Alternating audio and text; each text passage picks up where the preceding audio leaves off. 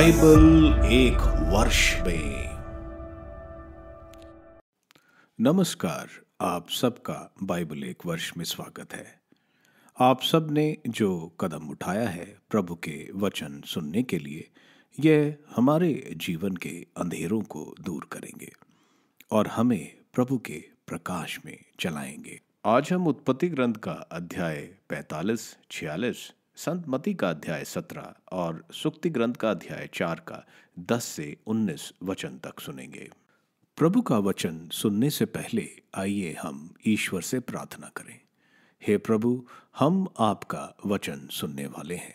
हमारे मन की आंखें खोलें और हमें आध्यात्मिक प्रज्ञा दें ताकि हम आपको जान सकें और आपके वचन के अनुसार अपना जीवन जिए।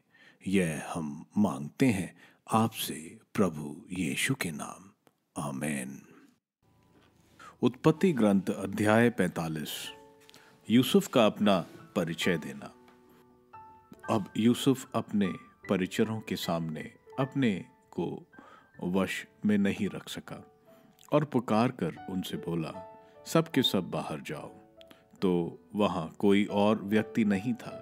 जब यूसुफ ने अपने भाइयों को अपना परिचय दिया, किंतु वह इतने जोर से रोने लगा कि मिस्रियों ने उसका रोना सुन लिया और फिरौन के महल में भी इसकी खबर पहुंच गई। यूसुफ ने अपने भाइयों से कहा, मैं यूसुफ हूं, क्या मेरे पिताजी अब तक जीवित हैं? उसके भाई यूसुफ को देखकर इतने घबरा गए कि वे उत्तर में एक शब्द भी नहीं बोल सके। यूसुफ ने अपने भाइयों से कहा, मेरे और निकट आ जाओ, और वे उसके पास आए। उसने कहा, मैं तुम्हारा भाई यूसुफ हूँ, जिसे तुमने मिस्र में बेच दिया था। अब तुम इसलिए न शोक करो और न अपने को धिक्कारो कि तुमने मुझे यहाँ बेच दिया, क्योंकि ईश्वर ने तुम्हारे प्राण बचाने के लिए मुझे तुमसे पहले यहाँ भेजा। इस देश में 2 वर्ष से अकाल पड़ रहा है और अभी 5 वर्ष शेष है, जिनमें न हल जोता जाएगा और न फसल काटी जा सकेगी। किंतु ईश्वर ने तुम्हारे पहले ही मुझे भेज दिया था, जिससे देश में तुम्हारे लिए अन्न सुरक्षित रहे और बहुत से लोग के प्राण बच सकें। तुमने मुझे यहाँ नहीं भेजा, स्वयं ईश्वर ने भेजा। उसने मुझे फिरौन का पिता, उनके समस्त घर का स्वामी और सारे मिस्र देश का शासक बना दिया। मेरे पिता के पास शीघ्र ही जाकर उनसे कहो कि आपके पुत्र यूसुफ ने यह कहला भेजा है कि ईश्वर ने मुझे सारे मिस्र का शासक बनाया है। मेरे पास तुरंत आइए, आप गोशन प्रदेश में बस जाइए और इस तरह मेरे निकट रहेंगे। आप, आपके पुत्र, आपके पोते, आपके भेड़ बकरियां, आपकी गायें और आपका सब कुछ, मैं वहां आपकी जीविका का प्रबंध कर दूंगा, जिससे अकाल के आगामी 5 वर्षों में न आपको, न आपके परिवार और न आपके साथ रहने वालों को किसी बात की कमी हो। तुम लोग और मेरी बेन्यामीन अपनी आंखों से देख रहे हो कि मैं यूसुफ हूँ जो तुमसे बोल रहा है। मिस्र में मेरा सम्मान और तुमने जो कुछ देखा, इसके विषय में मेरे पिता को बताओ और मेरे पिता को शीघ्र ले आओ। फिर वह अपने भाई बेन्यामीन को गले लगाकर रोया और बेन्यामीन भी उसकी छाती से लिपट कर रोया। इसके बाद उसने अपने सब भाइयों का चुंबन लिया और रोते हुए उनको गले लगाया। तब उसके भाई उससे बातें करने लगे। फिरौन का आमंत्रण। फिरौन के महल में भी यह खबर पहुंच गई कि यूसुफ के भाई आए हैं। इससे फिरौन और उसके दरबारियों को प्रसन्नता हुई। फिरौन ने यूसुफ से कहा, अपने भाइयों से कहो कि अपने पशुओं को लाद कर कानान देश वापस जाओ। अपने पिता और अपने परिवार के लोगों को मेरे यहाँ ले आओ। मैं तुम्हें मिस्र देश की अच्छी से अच्छी चीज़ें दूंगा और तुम्हें देश की अच्छी से अच्छी चीज़ें खाने को मिलेंगी। उन्हें यह भी आदेश दो कि अपने बाल बच्चों और पत्नियों के लिए मिस्र देश से कुछ गाड़ियां लेते जाओ और अपने पिता के साथ आ जाओ। अपने यहाँ की जायदाद की कोई विशेष चिंता मत करना, क्योंकि मिस्र देश की सभी अच्छी से अच्छी चीजें तुम्हारी ही हैं। भाइयों का स्वदेश गमन। इज़राइल के पुत्रों ने ऐसा ही किया। फिरौन की आज्ञा मिलने पर यूसुफ ने उन्हें गाड़ियां दी और उन्हें रास्ते के लिए रसद भी दिया। फिर उसने सबको एक एक नया वस्त्र दिया, परंतु बेन्यामीन को उसने 300 चांदी के शेकल और 5 नए वस्त्र दिए। उसने अपने पिता के लिए मिस्र की अच्छी से अच्छी चीज़ों से लदे हुए 10 गधे और अपने पिता की यात्रा के लिए अनाज और रसद की लदी 10 गाड़ियां भेजी। इसके बाद उसने अपने भाइयों को विदा किया। जब वे जाने लगे तो उसने उन्हें चेतावनी दी कि वे यात्रा में झगड़ा नहीं करें। वे मिस्र से चलकर अपने पिता याकूब के पास कानान देश आए। उन्होंने उससे कहा, यूसुफ अब तक जीवित है, वह सारे मिस्र का शासक है। यह सुनते ही वह सुन्न रह गया और उसे उन पर विश्वास नहीं हुआ। लेकिन जब उसने उससे यूसुफ की सारी बातें कहीं और जब उसने यूसुफ के द्वारा उसे ले जाने के लिए भेजी हुई गाड़ियां देखी, तब उनके पिता को ऐसा लगा जैसे उसे फिर से प्राण मिल गए हों। इज़राइल बोल उठा, बस अब विश्वास है कि मेरा पुत्र यूसुफ अब तक जीवित है। मैं जाकर उसे अपने मरने से पहले देखूंगा। उत्पत्ति ग्रंथ अध्याय 46। याकूब की मिस्र यात्रा। इज़राइल ने अपनी समस्त संपत्ति के साथ प्रस्थान किया और बेरशेबा पहुंचकर अपने पिता इसहाक के ईश्वर को बलि चढ़ाई। ईश्वर ने रात को एक दिव्य दर्शन में इज़राइल से कहा, याकूब याकूब, और उसने उत्तर दिया, मैं प्रस्तुत हूं। तब ईश्वर ने कहा, मैं ईश्वर तुम्हारे पिता का ईश्वर। मिस्र देश जाने से मत डरो, क्योंकि मैं वहां तुम्हारे द्वारा एक महान राष्ट्र उत्पन्न करूंगा। मैं स्वयं तुम्हारे साथ मिस्र देश जाऊंगा और तुमको फिर वहां से निकाल लाऊंगा। यूसुफ तुम्हारे मरने पर तुम्हारी आंखें बंद कर देगा। याकूब बेरशीबा से चला गया। इज़राइल के पुत्रों ने अपने पिता याकूब अपने छोटे बच्चों और अपनी पत्नियों को उन रथों पर चढ़ाया जिन्हें फिरौन ने उन्हें ले आने के लिए भेजा था। वह अपना पशुधन और जो कुछ उन्होंने कानान में एकत्र किया था वह सब अपने साथ ले गए। याकूब अपने सब वंशजों के साथ मिस्र देश पहुंचा। वह अपने पुत्रों और पौत्रों, अपनी पुत्रियों और अपनी पौत्रियों, अपने सब वंशजों को मिस्र ले आया। याकूब का घराना, जो इज़राइली अर्थात याकूब और उसके वंशज मिस्र आए, उनके नाम इस प्रकार हैं। याकूब का पहलौठा रूबन। रूबन के पुत्र हनोक, पल्लू, हेस्रोन और कर्मी। सिमेओन के पुत्र यमूएल, यामीन, ओहाद, याकीन, सोहार और कनानी पत्नी से उत्पन्न शौल। लेवी के पुत्र गेरशौन, कहात और मरारी। यूदा के पुत्र एर, ओनान, शेला, पेरेस और जेरा। लेकिन एर और ओनन कनान में ही मर चुके थे। परेस के पुत्र हेस्रोन और हमूल। इसकार के पुत्र तोला, पूवा, याशूब और शिमोन। जबलोन के पुत्र सिरेद, एलोन और यहलेल। ये लेया के पुत्र थे जो पदम आरम में याकूब को हुए थे। इनके सिवा उसकी पुत्री दीना। इन सभी पुत्र पुत्रियों की संख्या 33 थी। गाद के पुत्र सफोन, हागी, शूनी, एशबोन, एरी, अरोदी और रेली। आशौर के पुत्र यमीना, यशवा, यशवी, बरीसआ और इसकी बहन सेरा।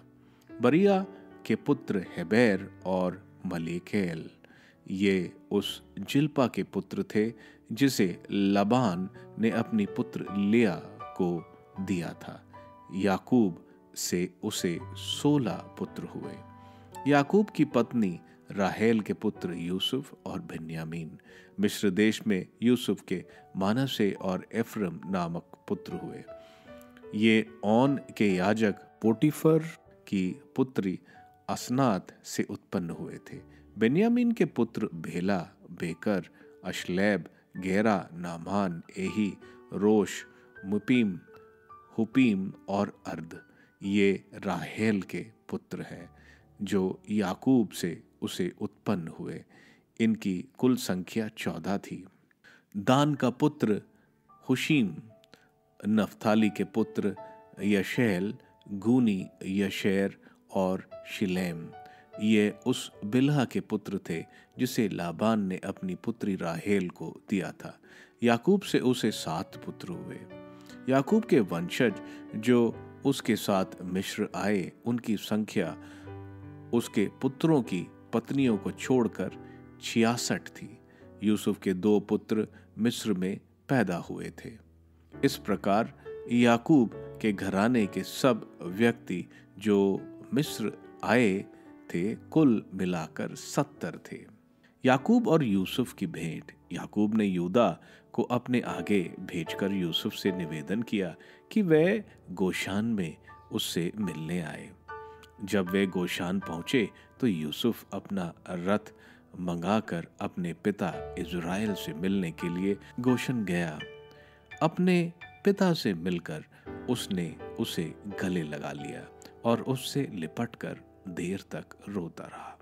इज़राइल ने यूसुफ से कहा, अब तो मैं सुखपूर्वक मृत्यु की प्रतीक्षा करूंगा, क्योंकि मैं फिर तुम्हारे दर्शन कर सका और जान गया कि तुम जीवित हो।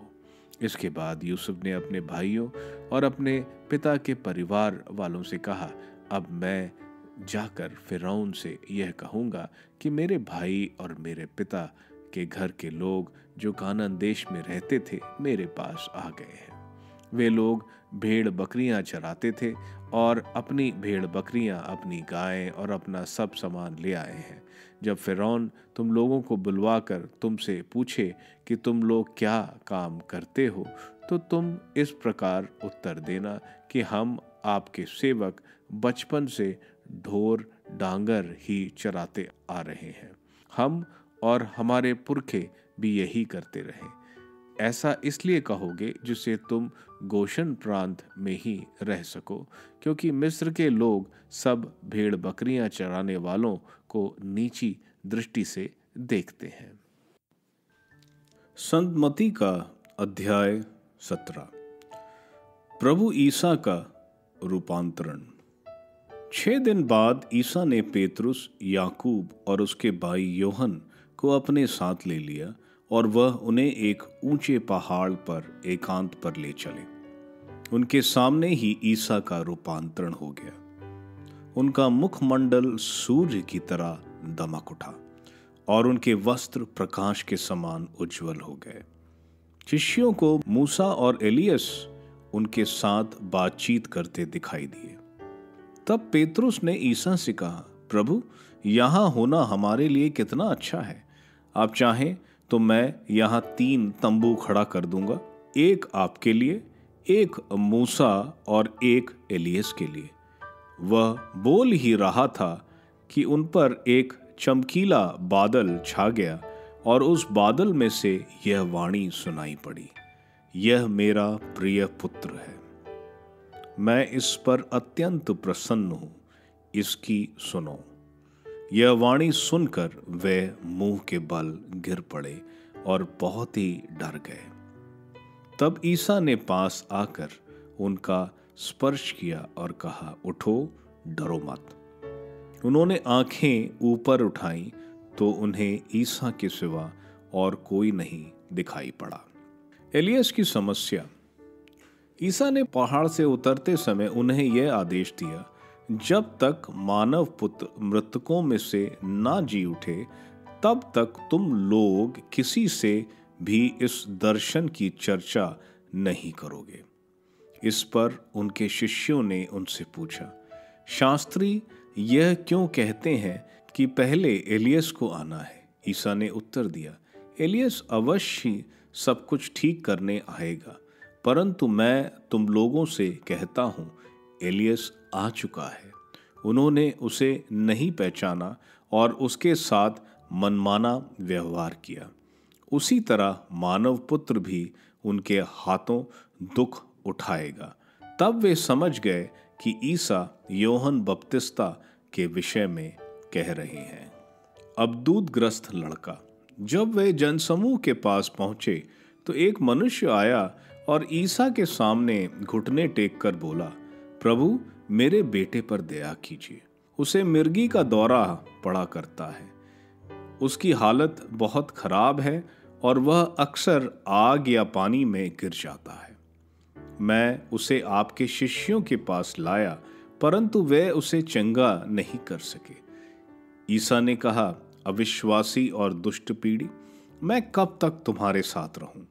कब तक तुम्हें सहता रहूं? उस लड़के को यहां ले आओ। ईसा ने अबदूत को डांटा और वह लड़के से निकल गया। वह लड़का उसी घड़ी चंगा हो गया। बाद में शिष्यों ने एकांत में ईसा के पास आकर पूछा, हम लोग उसे क्यों नहीं निकाल सके? ईसा ने उनसे कहा, अपने विश्वास की कमी के कारण। मैं तुमसे ये कहता हूं, यदि तुम्हारा विश्वास राई के दाने के बराबर भी हो तो तुम इस पहाड़ से यह कहो, यहां से वहां तक हट जा, तो वह हट जाएगा और तुम्हारे लिए कुछ भी असंभव नहीं होगा। परंतु प्रार्थना तथा उपवास के सिवा किसी और उपाय से अबदूतों की यह जाति नहीं निकाली जा सकती। दुख भोग और पुनरुत्थान की द्वितीय भविष्यवाणी। जब वे गलीलिया में साथ साथ घूमते थे तो ईसा ने अपने शिष्यों से कहा, मानव पुत्र मनुष्यों के हवाले कर दिया जाएगा। वे उसे मार डालेंगे और वह तीसरे दिन जी उठेगा। यह सुनकर शिष्यों को बहुत दुख हुआ। मंदिर का कर। जब वे कफरनहूम आए थे तो मंदिर का कर उगाने वालों ने पेतरुस के पास आकर पूछा, क्या तुम्हारे गुरु मंदिर का कर नहीं देते? उसने उत्तर दिया, देते हैं। जब पेतरुस घर पहुंचा तो उसके कुछ कहने से पहले ही ईसा ने पूछा, सिमोन, तुम्हारा क्या विचार है? दुनिया के राजा किन लोगों से चुंगी या कर लेते हैं, अपने ही पुत्रों से या परायों से? पेतरुस ने उत्तर दिया, परायों से। इस पर ईसा ने उससे कहा, तब तो पुत्र कर से मुक्त है। फिर भी हम उन लोगों को बुरा उदाहरण ना दें, इसलिए तुम समुद्र के किनारे जाकर बंसी डालो। जो मछली पहले फंसेगी उसे पकड़ लेना और उसका मुंह खोल देना। उसमें तुम्हें एक सिक्का मिलेगा, उसे ले लेना और मेरे तथा अपने लिए उनको दे देना। सुक्ति ग्रंथ अध्याय 4 वचन 10 से 19। पुत्र सुनो, मेरी बातों पर ध्यान दो और तुम्हारी आयु लंबी होगी। मैं तुम्हें प्रज्ञा का मार्ग दिखाता और सन्मार्ग पर ले चलता हूं। तुम आगे बढ़ोगे तो बाधा नहीं होगी। तुम दौड़ने लगोगे तो ठोकर नहीं खाओगे। इस शिक्षा को ग्रहण करो, इसे कभी मत छोड़ो। इसे संजोए रखो, क्योंकि यह तुम्हारा जीवन है। दुष्टों के मार्ग में प्रवेश मत करो, कुकर्मियों के पथ पर मत चलो। उससे दूर रहो, उस पर पैर मत रखो, उससे कतरा कर आगे बढ़ो। वे पाप किए बिना सोने नहीं जाते। यदि उन्होंने किसी को पथ भ्रष्ट नहीं किया तो उन्हें नींद नहीं आती। वे अधर्म की रोटी खाते हैं और हिंसा की मदिरा पीते हैं। धर्मियों का मार्ग प्रभात के प्रकाश जैसा है, जो दोपहर तक क्रमशः बढ़ता जाता है, किंतु विधर्मियों का मार्ग अंधकार में है। उन्हें पता नहीं कि वह किस चीज से ठोकर खाएंगे। उत्पत्ति ग्रंथ के अध्याय 45 और 46 में हम देखते हैं जब यूसुफ समझ जाता है कि उसके भाई बदल गए हैं, यह वह देखता है। सबसे पहले जब भोज में उसने बिन्यामीन को 3 गुना दिया तो किसी को ईर्ष्या नहीं हुई। इसके बाद जब उसने बिन्यामीन को अपने पास रखने की बात की तो सारे एकजुट होकर बिन्यामीन को छुड़ाना चाहते थे। अब यूसुफ से रहा नहीं गया और सबको बाहर भेजने के बाद वह उनको बताता है कि वह उनका भाई यूसुफ है। उसके भाई डर जाते हैं। इस पर यूसुफ उनको बोलता है, तुम्हें अपने आप को हीन भाव से देखने की जरूरत नहीं है। वह इसे ईश्वर की योजना मानता है ताकि सभी के प्राण बच सकें। वह उनको बोलता है, तुम जाओ और मेरे पिता को लेकर आओ और गोशन जो बहुत उपजाऊ जगह है, जो चरवाहों के लिए अच्छी भूमि है, वहीं बस जाओ। फिरौन भी उसको अपने परिवार को लाने को बताता है और गाड़ियां देता है। याकूब को जब मालूम होता है तो वह बहुत खुश होता है और मिस्र देश जाने को तैयार होता है। फिर बेरशिबा में याकूब ईश्वर को बलि चढ़ाता है। बेरशिबा वही जगह है जहां इसहाक रहता था। वहां ईश्वर याकूब को दर्शन देते हैं और कहते हैं, तुम मिस्र जाओ, मैं स्वयं तुम्हारे साथ मिस्र जाऊंगा और तुम्हें वहां से निकाल कर तुम्हारे देश ले आऊंगा। जब वे मिस्र में गए तो याकूब के पूरे परिवार की संख्या 70 थी। याकूब यूसुफ से गोशन में मिलता है और बहुत प्रसन्न होता है कि अब वह शांतिपूर्वक मृत्यु पा सकता है। और याकूब फिरौन को आशीर्वाद देता है। अकाल के बढ़ते यूसुफ मिस्रियों का पशुधन और भूमि अनाज के बदले खरीद लेता है और उनको बीज देकर फसल का 20% फिरौन के लिए देने को मिस्रियों को कहता है, जो मिस्री बड़ी प्रसन्नता से मान जाते हैं। याकूब का परिवार गोशन में फलता और फूलता है। जब इज़राइल के मरने का समय निकट आया तो उसने यूसुफ से बुलाकर शपथ ली कि उसको उसके पूर्वजों के समाधि स्थान पर दफनाया जाए। संतपति के अध्याय 17 में हम देखते हैं प्रभु पेतरुस, योहन और याकूब को लेकर टाबोर पर्वत पर चढ़े। यहाँ प्रभु का रूपांतरण होता है। उनको प्रतापी सम्मान, महिमा और भव्य ऐश्वर्य दिखाई दे रहा था, जैसे संत पेतरुस के दूसरे पाठ के अध्याय 1 वचन संख्या 16 में विस्तार किया गया है। यहाँ वे मूसा और एलियास से बात कर रहे हैं। मूसा इसलिए क्योंकि मूसा नियम के साथ जोड़े जाते हैं और एलियास नबी के साथ जोड़े जाते हैं, और नियम और नबी ही इजरायलियों के लिए पुराना विधान है। इसके बाद वे देखते हैं पिता परमेश्वर की शकीना ऐश्वर्य यानी शकीना ग्लोरी का बादल उनके ऊपर छाते हुए और बताते हुए कि यह मेरा पुत्र है, इसकी सुनो। यानी नियम और नबी मसीहा की तरफ इशारा करते हैं और पिता परमेश्वर बता रहे हैं, जिसे तुम ढूंढ रहे हो वो प्रभु यीशु मेरा पुत्र है। शिष्य इसके बाद प्रभु से पूछते हैं कि शास्त्री एलियास के आने की बात क्यों कहते हैं। प्रभु उनको समझाते हैं कि यूहन्ना बपतिस्ता एलियास की आत्मा के स्वरूप ही है। यह हम देखते हैं जब देवदूत गब्रियल जकरिया को बोलते हैं कि यूहन्ना बपतिस्ता एलियास के मनोभाव और सामर्थ्य से संपन्न होगा और प्रभु का अग्रदूत होगा, जो संत लूकस के सुसमाचार के अध्याय 1 वचन संख्या 17 में लिखा है। जिस तरह यूहन्ना बपतिस्ता का विरोध किया गया, वैसे मानव पुत्र को भी दुख भोगना पड़ेगा। आगे हम एक अबदूत ग्रस्त लड़के को देखते हैं जिसको शिष्य नहीं ठीक कर पाते। प्रभु शिष्यों को उनके अल्प विश्वास के ऊपर नाराज होते हैं। शिष्य प्रभु से जानना चाहते हैं कि वह क्यों नहीं इस अबदूत को निकाल पाए, तो प्रभु उनको बताते हैं कि प्रार्थना और उपवास ही ऐसे अबदूत को दूर कर सकता है। उपवास हमें हमारे शरीर पर नियंत्रण में मदद करती है, क्योंकि आत्मा और शरीर दोनों उल्टी दिशा में काम करते हैं। उपवास आत्मा को ऊपर उठाता है और जब उपवास के साथ हम प्रार्थना करते हैं तो वह प्रार्थना जरूर सुनी जाती है और अबदूतों को दूर करती है। प्रभु एक बार फिर अपने दुख भोग, मृत्यु और पुनरुत्थान के बारे में बताते हैं। जब प्रभु कफरनहूम में पेतरुस के घर पर ये कुछ फरीसी पेतरुस पर अभियोग लगाते हैं कि तुम्हारे गुरु मंदिर का कर नहीं देते। मंदिर का कर देना आवश्यक नहीं था। सदूकी कर नहीं देते थे। एसीन जो कुमरान में रहते थे वे कर सिर्फ पूरी जिंदगी में एक बार देते थे। फरीसी यह कर इसलिए लेते थे ताकि वे जान जाएं कि ये फरीसियों के रीति को मानते हैं। प्रभु एक बहुत अच्छा सवाल पूछते हैं कि राजा किन लोगों से चुंगी लेता है। पेतरुस सही उत्तर देता है, परायों से, अपने पुत्रों से नहीं। प्रभु का अभिप्राय यह था कि मंदिर किसका है? ईश्वर का। तो क्या ईश्वर के पुत्र को चुंगी देने की क्या जरूरत है? फिर भी प्रभु पेतरुस को मछली के मुंह से निकले सिक्के को उनके और पेतरुस के नाम पर चुंगी देने को बोलते हैं। सुक्ति ग्रंथ के अध्याय 4 वचन संख्या 10 से 19 में हम देखते हैं प्रज्ञा एक धार्मिक जिंदगी की तरफ इशारा कर रही है। प्रज्ञा कह रही है, मेरी सुनो और तुम्हें लंबी आयु मिलेगी, तुम्हारे रास्ते सीधे होंगे। जब तुम चलोगे तो कोई रुकावट नहीं आएगी और जब तुम दौड़ोगे तो नहीं गिरोगे। मेरी हिदायतों को संभाल कर रखो, दूर नहीं जाने दो।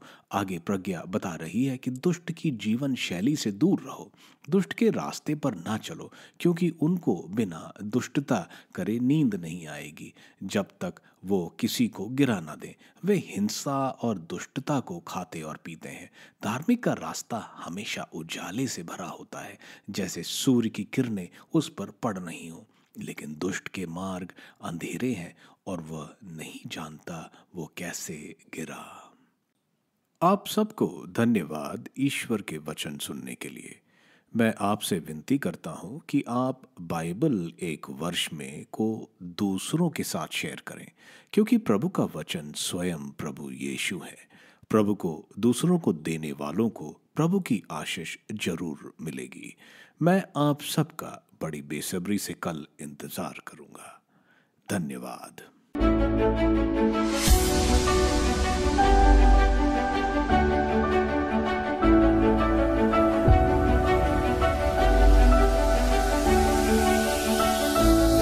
बाइबल एक वर्ष में